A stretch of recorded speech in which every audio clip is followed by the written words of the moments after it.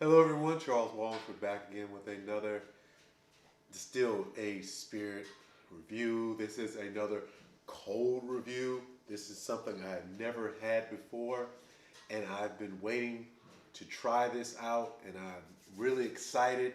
This is the Christmas time, and I was able to be a good boy, and people have given me money. So what did I spend it on? Whiskey. That's what I spent it on. And today I have a distilled aged spirit, a whiskey, a single malt Scotch whiskey.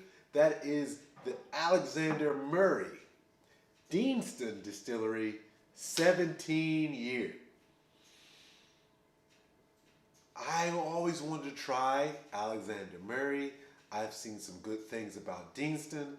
So I was like, wow, let's go ahead and put those two together. And I did. I was able to do that. Little backstory. This is my third video in the past three hours. This is the third video in the past 3 hours that I've shot. And I'm feeling good.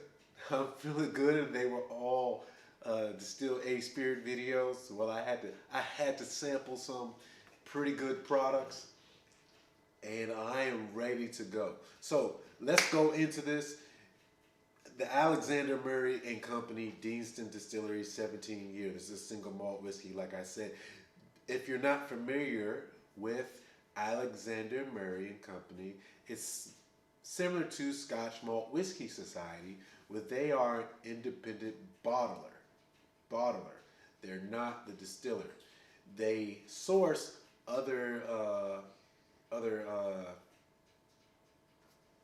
from other distilleries, other whiskeys, and then they bottle them themselves under their name. Sometimes they put in where they got that particular whiskey. Sometimes they don't.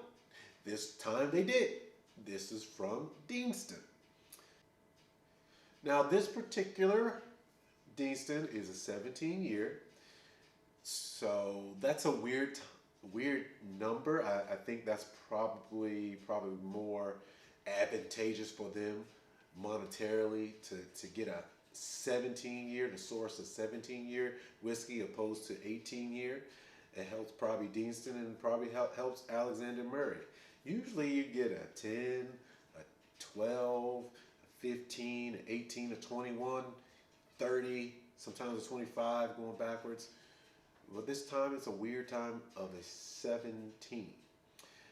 17, I'm expecting some good aging notes. I'm expecting some smoothness, especially this is actually only a 40% ABV. A lot of times scotches are 43. This is a just 40, which is a little weird, and I think that might knock the score a little bit. Also, this is a Highland. A Highland, I would expect to have no peat involved in this. No peat notes of whatsoever. And sometimes in Speyside, you might have a little bit, and that's nothing wrong with that, but I don't like heavy, peaty, smoky single malt scotches. I don't. I had an Oban, was it Oban, I believe? Or Lagavulin. I've had a Lagavulin that wasn't that bad, but I can only drink it with a cigar. And right now we're not having a cigar, and we're going to get right into it. Let's go ahead and open this up. Again, this is a cold review, so this is the very first time I'm opening this up and trying this, and I want to give you a idea of what it's like. If you haven't seen my videos before, I talk to you about this. When people go nuts and crazy and go in deep explanation of what they had, that was not a cold review. If they say it's a cold review, don't believe it. Most likely it was not a cold review. To pull out all those flavors and everything else they described, it takes time. It takes a lot of time. It takes hours. It may even take days. And if they're doing it right then and there, they're BSing you. We're not going to go too deep into the flavors, but I will tell you what comes out predominantly, and I'll give you a simple score of 1 to 4. Really, it's really probably 2 to 4, because if it's a 1, I won't even do the video. All right, let's go ahead and open it up and give it some time to rest, and then we'll get into it.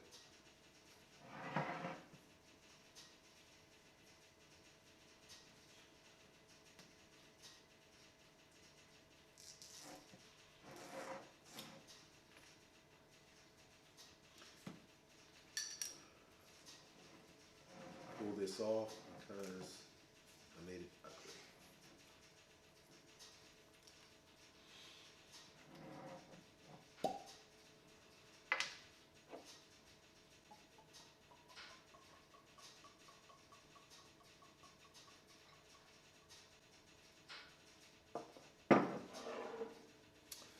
All right, we're going to go ahead and give it 15 minutes to rest, and then we'll go at it.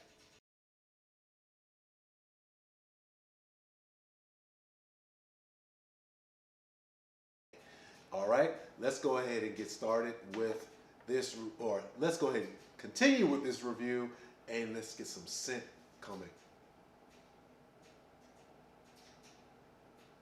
Oh, wow, that's not what I was expecting. That is something completely different. Guys, you have to understand, you have to believe me, this is the first time I'm doing this, and I was not expecting. Wow, that is a creamy caramel scent coming through more than anything else. I get no alcohol whatsoever.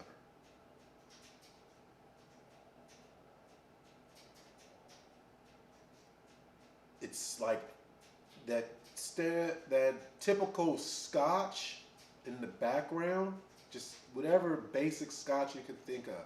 I mean basic like Johnny Walker or something like Glenfiddich 12 or Glenmorangie 10. That basic, just in the background.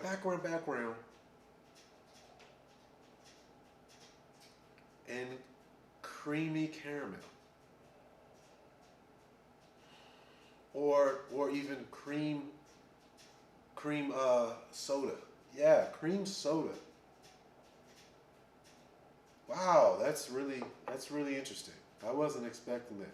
All right, I know I just came back, but I'm gonna taste this, and it's gonna take just a little while, and I'm gonna get back to you while I taste this and tell you what I'm picking up. I'll see you in a couple minutes.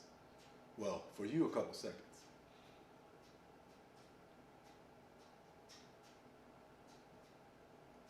Okay, we are back. Wow, that was fun. I would tell you that was fun. What am I saying? What do I feel about? How do I feel about this? Well, first of all, let me give you the score.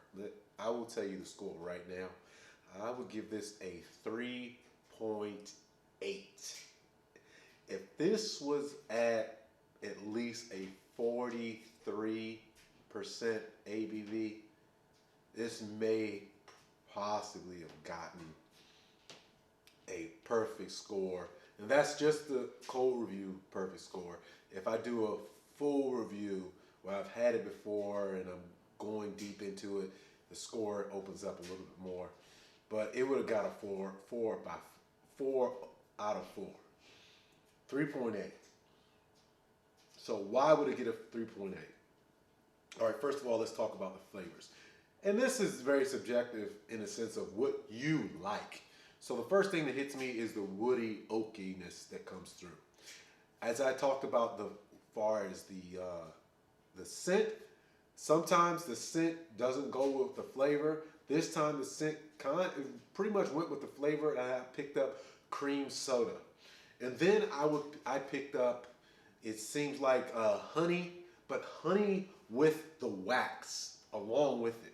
Honey in the wax comb. If you ever chewed on honeycomb itself and the wax, that's what I'm getting. It's like right there. 17 year at 40%. I mean, it's good as in the flavor, but I think it could have been better. But at the same time, alcohol burn, nothing.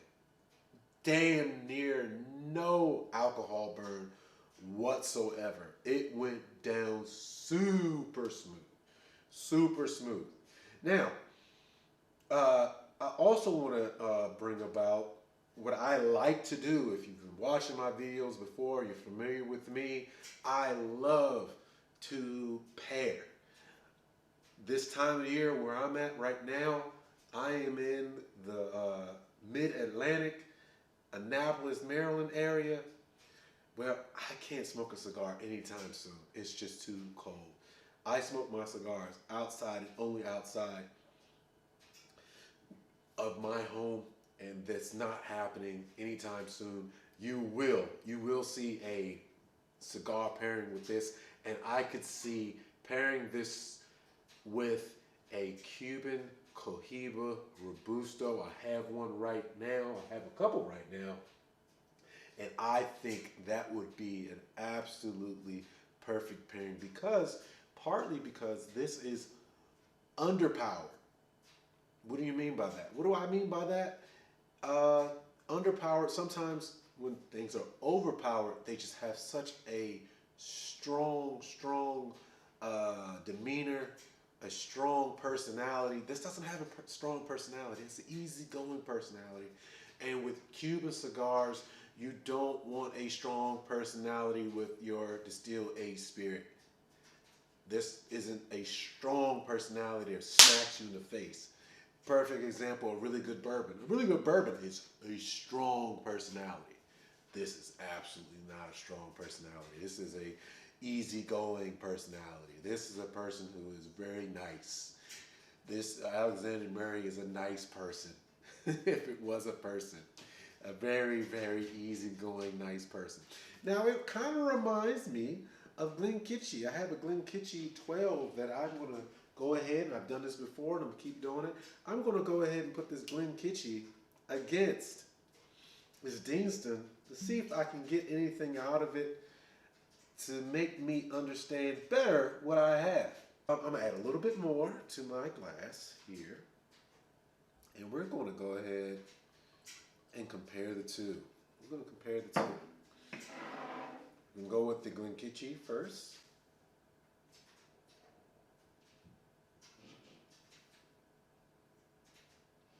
Now, the Glenkichie, get a little bit of peat. Just enough peat to let you know, yes, this is a Scotch. This has some peat there. But it's nice. I like this. I like this a lot. And this is not a Highland. It's not a Speyside. This is from the Lowlands, I believe. I believe it's a Lowland. I can't remember. I'll put it on there if I'm wrong. This is from a different region than the usual Islay or Speyside / Highland.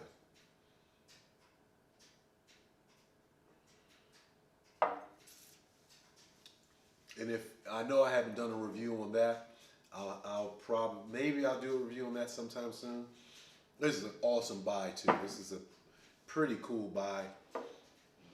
This Alexander Murray, let's go ahead and compare the two.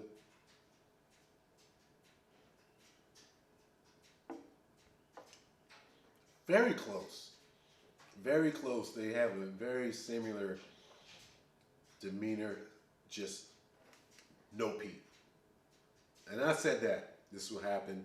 A lot of Highlands have either very low or no peat whatsoever. I got something good here. I have something pretty good here. I know I didn't mention it yet. This was a little bit over $125. And I think I have something nice. I think I have something that is worth going out and buying. 3.8. It very well could have gotten a perfect score of 4. It did really well far as just trying it for the first time and not having a lot of time or allotted amount of time really breaking it down. Again, you're getting the woody oak, you're getting cream soda, honey, and including the waxy honeycomb, which you're getting out of this. And Alexander Murrary, I'm going to try some more of your products. Deanston, probably I'll try some more of your products in the future, but what I have right now, I am happy I have it. Guys, if you haven't seen any of my other videos, please check them out. I can also be found on Instagram. If you're interested in seeing more watch videos, go ahead and check out those. I have some watch videos from the past, and I'm making new watch videos right now. I'll see you next time. And guys, the Deanston 17 year by Alexander Murray and Company is how I would spend my money.